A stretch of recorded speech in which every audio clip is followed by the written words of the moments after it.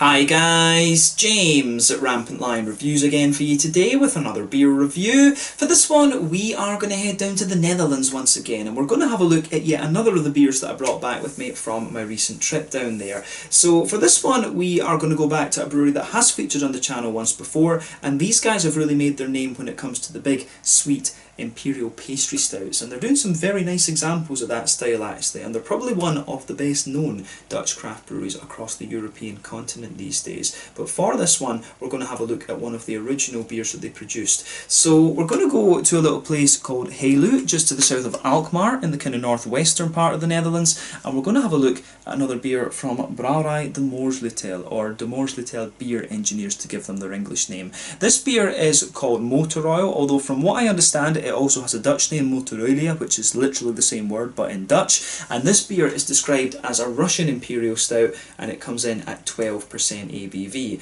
So yeah, I am expecting something a little bit more kind of robust, if you like, from this beer rather than a big kind of sweet thing. The last beer that I reviewed from these guys was the Intergalactic Bounty Hunter. I think I reviewed that for you back in about April or May or something like that of 2019. It was quite a while ago that I reviewed that beer, but it was very, very nice and I was impressed with it. So yeah, curious to see what one of their original beers was like. So yeah, this should hopefully be another very, very nice one. So in this review, a massive shout out and thank you to my good friend Gerben, who runs the channel Dutch Beer Geek. This is one of the beers that he gave me. When I went down to the Netherlands, I took a bunch of Swedish beers down for the guys at the Dutch Beer Collective, and they in turn gave me some Dutch beers to review, and there's some really interesting ones that you've already started to see published. And this one was given to me by Gerben. So yeah, massive thank you to Gerben for this.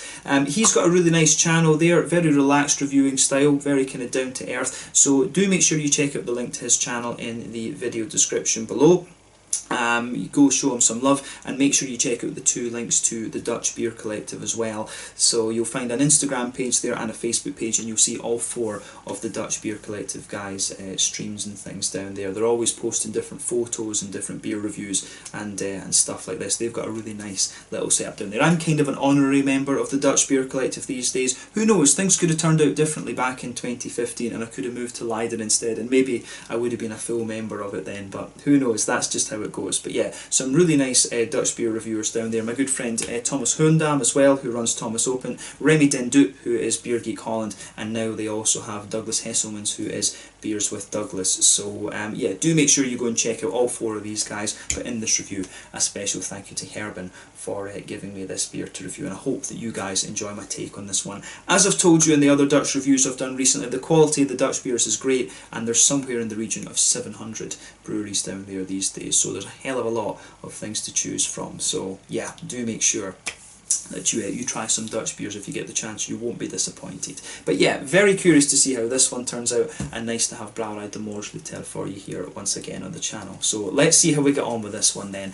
As always with my reviews, I'll tell you a little bit about the brewery before we taste the beer. If you want to get straight to the tasting, just fast forward. All the usual links are in the video description below. That's the brewery website, the link to my other reviews that I've done from Brouwerij De Moersleutel, and we will hopefully see more links added or more reviews added to that list in the fairly near future. There's all the usual social media down there. If you want to see more reviews, do please consider subscribing to the channel. The whole channel, of course, has a geography-based tagging system, so you can go into the homepage and search for beer based on country, city, state, county, province, prefecture, whatever it is you're interested in. Do check out the playlists of beers from different countries. There is one there for all the Dutch beers that I've reviewed for you, and that is being added to fairly regularly at the moment, and hopefully we can continue to add to that list fairly regularly over the coming months and years. And as always, please do get in touch and let me know some of the other beers and breweries that you guys would like to see me review. It's always great to hear from you guys that are watching the videos, and the support that you show the channel is hugely appreciated. So anyway, to tell you a little bit about Brouwerij De Moersleutel then, on to my brewery notes. So De Moersleutel, as I've mentioned to you already, are based in Heiloo, just to the south of Alkmaar, which is in the kind of northwestern part of the Netherlands, if you like, although maybe it's kind of central western, I'm not sure. Some of the Dutch guys watching this video can comment and let me know. But the brewery itself was founded back in 2016 by the four Zomerdijk brothers. This is Pim, Tom, Rob and Max, and apparently they developed a love of brewing from their parents Sjaak and Margaret, who had a brewery that was called Vriendenbier. So they had started brewing in their kitchen, and then they moved to a brewery space in 2012, and the sons were just taking in all this kind of passion and knowledge from their parents. But the brewery is based in the former GGZ kitchens, and this space apparently became vacant later, and it's now home to the brewery, a cheese factory, a carpenter's, and also an electrician's as well. But in April of 2017, the two breweries were merged together to become one company, and they added a new 2,000 litre brew kettle, and that year they also acquired a number of different barrels for barrel aging as well, actually. So they've got quite an extensive barrel aging program from what I understand. But this brewery, as I kind of mentioned to you earlier, tend to focus on higher ABV beers, and until 2018 the brewery produced exclusively Imperial Stouts. But then over 2019 they started to add some IPAs and some sour beers into their mix as well. So I'd love to try an IPA from these guys actually, and I know that they do have one or two barley wines in there as well. They've also had a few smoked beers from what I've seen as well. There's some really interesting beers in there, so I'd love to get a few of the different De Moersleutel ones to review for you here on the channel. A barley wine and one of the smoked beers and one of the IPAs. I think those would be the three targets that I'd want to look at, so I'll see about getting something like that the next time I get down to the Netherlands. Otherwise I'll get my friend Thomas to hook me up and we'll do another beer swap or something like that. But yeah, as of November 2020, when I'm reviewing this beer for you, these guys have produced around 100 different kinds of beer according to Untappd, and there's also been 12 beers released under the Vreenden beer name. But the brewery name literally translates into English as the Wrench, and this is taken from their father and from one of the brothers and the father's working background as an engineer. So yeah, that's why they use the term beer engineers as well, I guess. So yeah, that's all I can really tell you about Brouwerij De Moersleutel for the moment, if I'm pronouncing that correctly. I hope I am. But yeah, as I say, a very, very well respected Dutch brewery these days, and if you are a big fan of the sweet Imperial pastry stouts, then this is one that you definitely want to check out. But yeah, if you want to learn more about these guys, you can check out the brewery website, you can follow them on Facebook and Instagram to keep up to date with all the latest goings on, and you can of course check out the Rate Beer, Untappd and Beer Advocate pages to learn more about all the different beers that these guys have done. So yeah, let's see how we get on with this one then. So I'll just let you have a little look at the artwork before we open this one up.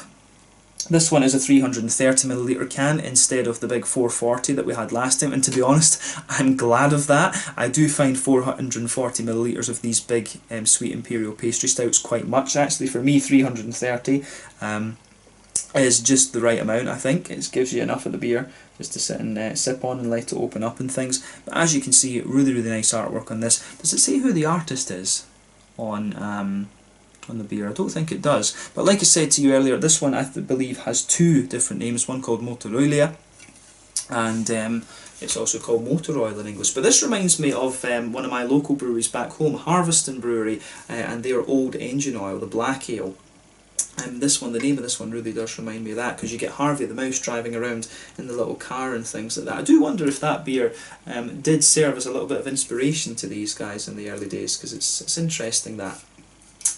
So yeah, 12% Russian Imperial Stout, this one from Alkmaar in the Netherlands. And one thing you will notice that is missing in this beer is on the ingredients list is lactose. These guys, of course, they love a bit of lactose in their Imperial Stouts. But yeah, you can see there is the De Moersleutel symbol there.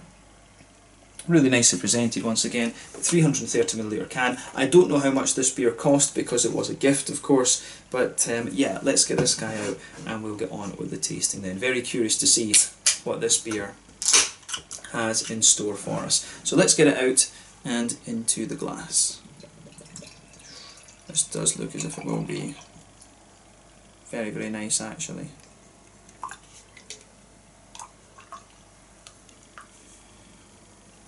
Oh, that does look like a bit of a beast. You could see when this was pouring just how big and silky this thing was. That is pretty damn impressive, I have to say. But yeah, I think this is going to be really cool to have one of the original beers from these guys. I love going back to breweries that are quite well established and, you know, trying some of the kind of older beers that they've done. I do still need to do that with the likes of Brouwerij and things like that. As I've told you on the channel numerous times, we've got some great Imperial Stouts here. One of my favourite ones would be the Herr Fredriksson from Brouwerij, just over the water from me. in Copenhagen in Denmark. So yeah, this one I have to say, it looks like a little bit of a beast. So as you could see with this beer, when we poured it, it poured with about a quarter finger of a very, very dark tan head. That has just faded away to be a nice kind of foamy layer around the edge of the glass there. If we shine the light through this beer, this thing is pretty much black as night. You do get a tiny little hint of a kind of Coca-Cola, Pepsi Max sort of hint on the very, very edge of the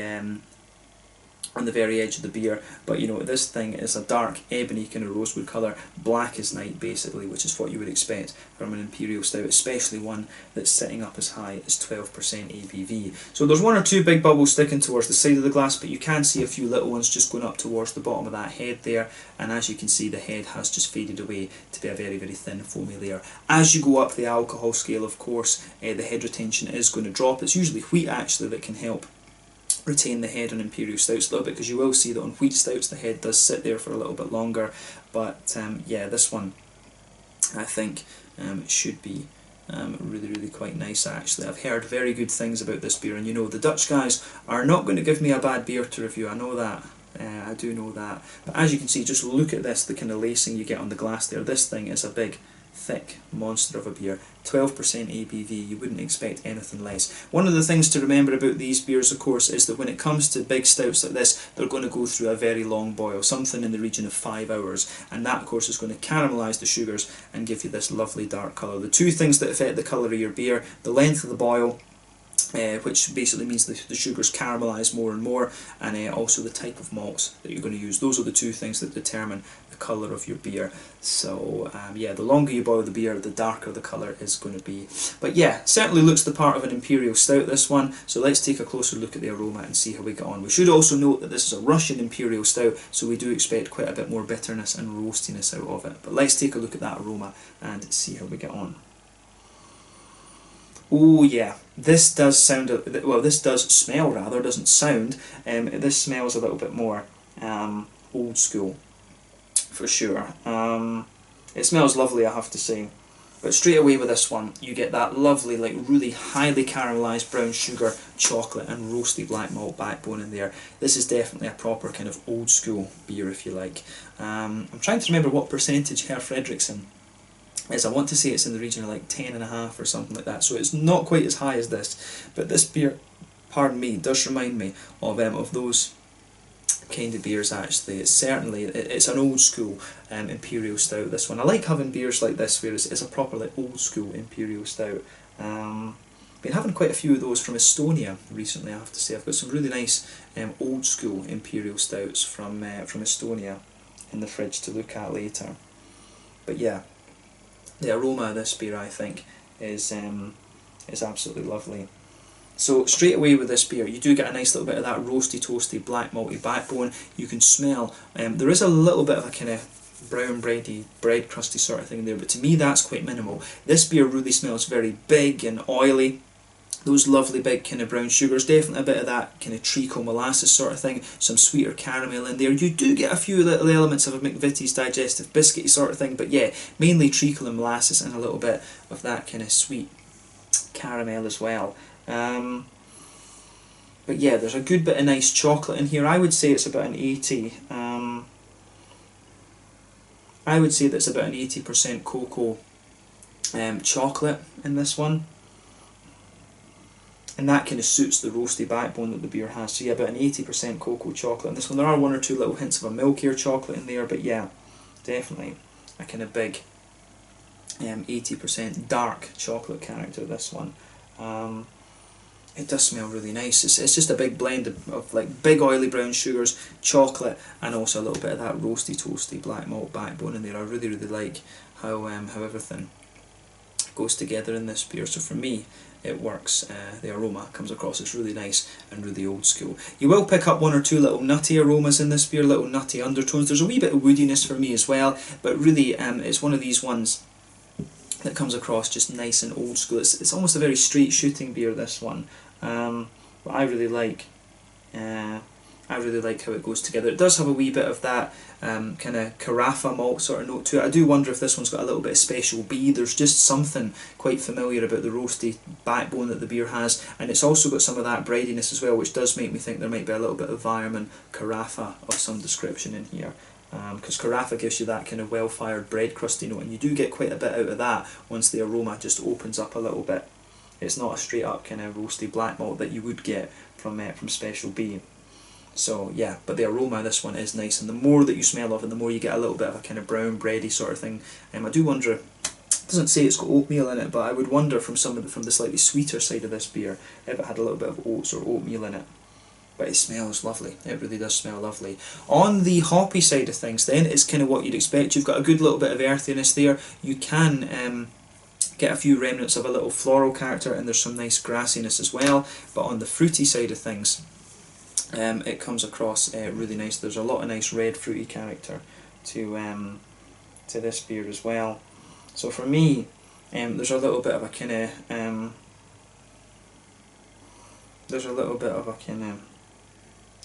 juicy. There is a little bit of that kind of oily, plummy character to the beer. How do you say? It's got a little bit of it does have a little bit of that lighter kind of figgy sort of thing to it. You've got a little bit of a plummy kind of raisiny note there, some juicy kind of figgy notes as well. And I'd say the raisiny sharpness, the more and the deeper you take in the aroma of this one, the more that the raisiny notes come out. But it's also got a little bit of that kind of typical blackcurranty, blackberry sort of thing in there. I do wonder if this has got, it's most likely to have a little bit of like Williamette or something in it, or maybe a wee touch of, you know, Bramley's Cross from England's an option, but I just doubt that about this beer. It could be a little bit of Northern Brewer, or Summit is the other one I think that's quite popular for these Imperial Stouts from America.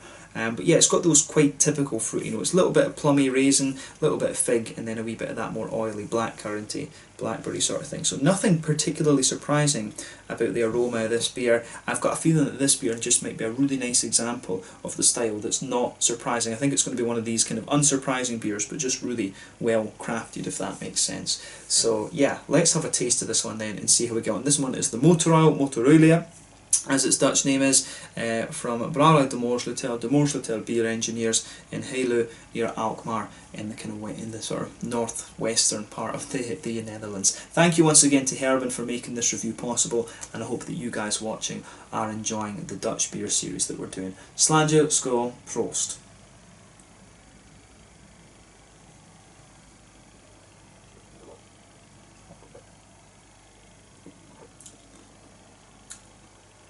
Oh yeah, that's really pretty nice actually. What I'm going to say about this is that for a Russian Imperial Stout, it's actually in the opening. First impression of this is that on the opening, this beer is very, very sweet, and you can see exactly where the kind of big sweet reputation of De Moersleutel has come from. You get that lovely big sweetness in the beginning there, but then as you progress into the aftertaste, you start to get the Special B, you start to get the other things just coming out of this one. I really like how everything goes together in this beer. Actually, it's probably the aftertaste is very old school, if you like. The aftertaste is a very old school Russian Imperial Stout, whereas in the beginning, this beer is definitely has that kind of pastry stout sort of thing that we all kind of know of De Moersleutel. It's definitely got a little bit of that going on in it for sure.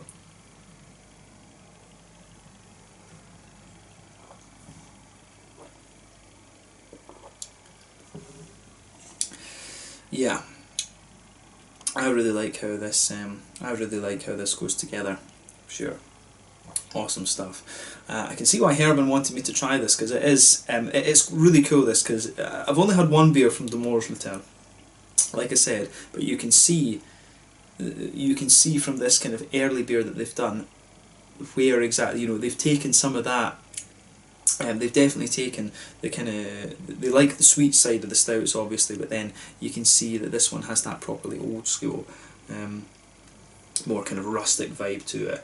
Yeah, this gets a big thumbs up from me, and this is a really cool one to review actually. So again, thank you to Gerben for making this review possible. So yeah. where to start with this one then. So straight away with this beer, you get that nice roasty, toasty, black malty quality just blanket in the middle of your tongue. As I say, I suspect this one is Special B, because it's Special B has a little bit of an almost roundness to it. It's not quite as dark and harsh as straight up black malt. So definitely a little bit of that there. It gives you, I do think there is a wee bit of carafa in this one as well, because you do get a little bit of that kind of well-fired bread crusty thing. So yeah, a bit of a roasty, toasty, black malty base on the back, in the middle third of your palate and towards the back. Then you've also got some nice bread crusty notes coming out of the beer as well, like a well-fired bread crust. On top of that, you will get a few elements of a kind of brown bready note, but that sort of dry, roasty backbone is what's forming the linchpin of this beer actually. But when you take the beer in earlier on, as I said, you do get a nice kind of sweetness coming out of this one for sure.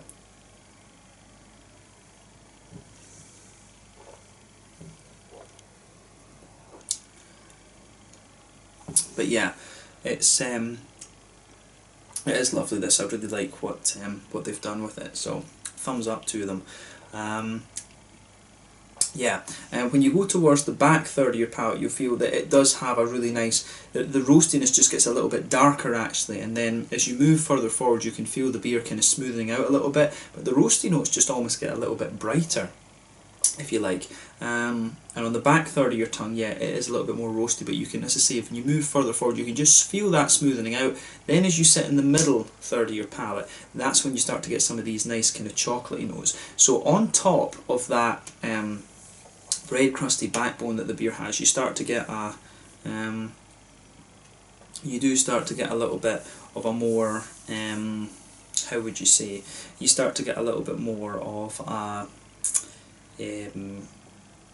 kind of, like, it's like a slick kind of chocolatey layer. You do get that kind of chocolatey layer just kind of sitting there, and that's very, very nice. It kind of strikes me as being a sort of 80%, sort of 80% cocoa chocolate there. You've just got a kind of thin layer there sitting. It almost just makes a big circle right in the middle of your palate. So I really like how that goes together.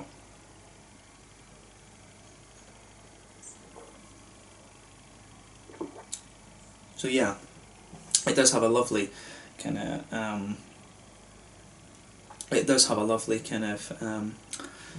the chocolate that you get out of this one. I really just like how that lingers there. It just sort of smoothens out the kind of Special B well-fired bread crusty thing. It just kind of smoothens that whole part out in the middle of your palate. It's really interesting that how you get such a slickness and such a smoothness and sweetness out of it without the oats being in there. That's what really interests me about this beer, is that kind of quirky side of it. But if you go into the very centre of your palate, you do get a nice little bit of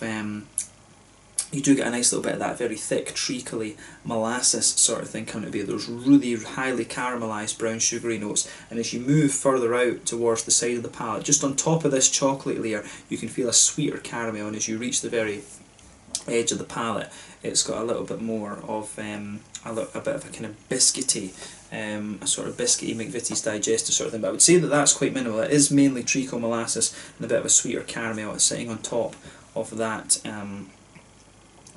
chocolatey, that kind of slick chocolatey layer that's in there. This beer, it's remarkably straight shooting, if you like, but I think it just pulls off all the flavours really quite nicely. You do get a wee type, to me there is a wee touch of a sort of tobacco-y flavour develops in the middle of the palate here. You do have a few woody undertones, of course. There's a tiny little bit of a nutty character, but for me, yeah, it's got a little bit of a, it does have a little bit of that kind of leathery, it's not leathery, it's got a wee bit of a kind of tobacco-y type quality comes off it as well. But it is a very, very nice Russian Imperial Stout. And it's like I said, it's kind of like I suspected. It's one of these beers that's not madly complex, it's just really well executed, and it's not surprising. It's one of these beers that doesn't surprise you in terms of what flavour profile you get out of it, but it's just really, really nicely crafted. And these days, with all the different sweet pastry stouts and stuff like that that are on the market, sometimes you just want something like this that is a little bit more old school. So, as I say, thumbs up to thumbs up to De Moersleutel for this. They've pulled off a really nice beer, and you know, the quality of the beers that these guys are producing, I guess if these guys have only been producing since around like 2016, 2017, the quality of the beers that these guys are putting out is pretty damn good actually. But I do want to try a few different styles from them. I really do want to try some of the barley wines and some of the other things, so I need to see how I can get a hold of some of those.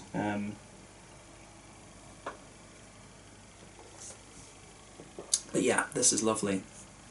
I love the transition that this beer makes from being really sweet and slick and oily in the beginning to just being a little bit more of a kind of robust Russian Imperial Stout. That's very, very nice. The definition of Russian Imperial Stout, of course, is a bit vague, but in terms of flavour profile, this is the more roasty, toasty kind of thing that we're talking about.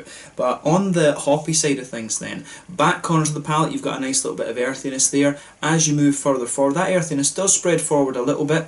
It spreads forward fairly far actually, but then as you reach the front corners of the palate, there's a little remnant of a kind of floral aromaticity there, and then round the front curve of the palate you do get a little bit of a grassy kind of thing. And there is a wee tiny touch of a floral aromaticity there, which I think is quite interesting. But on the front third of your palate, you do get that nice oily bubble where those juicy fruity esters push their way out of the beer. And for me, this one's interesting in that sense as well. So let's focus on those fruity notes for a minute.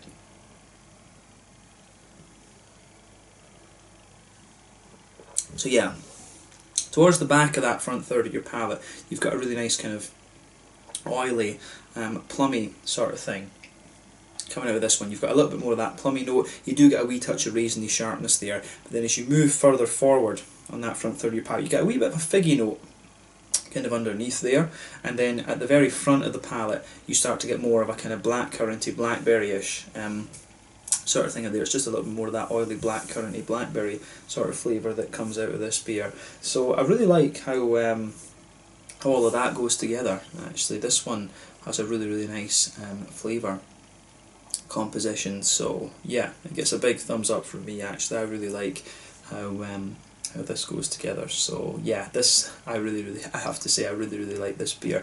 It doesn't, as I say, it doesn't do anything surprising for me. It's just very, very well crafted, and I can imagine that a few years ago in the Netherlands, for these guys to produce something like this as one of their first beers, this would put down, you know, this would send out a little bit of a kind of shockwave, if you like. And it's interesting because you can see the sort of early roots of the kind of big sweetness that we now associate with De Moersleutel as well. You do certainly get that in the kind of beginning of the flavour of this beer, but then later on you start to get the more old school roasty toasty notes out of this. So yeah, I really think this is a very, very nicely done beer actually. So thumbs up to Brouwerij De Moersleutel for this one. I think they've pulled off this beer very, very nicely. In terms of the mouthfeel then, what are we going to say about this?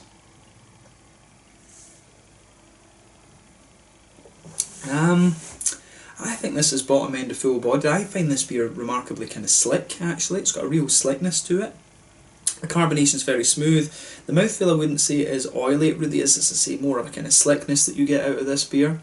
It's definitely not the thickest of Imperial Stouts that you're going to come across. It's got a little bit of a kind of clean mouthfeel to it.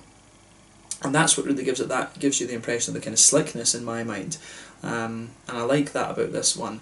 But in terms of the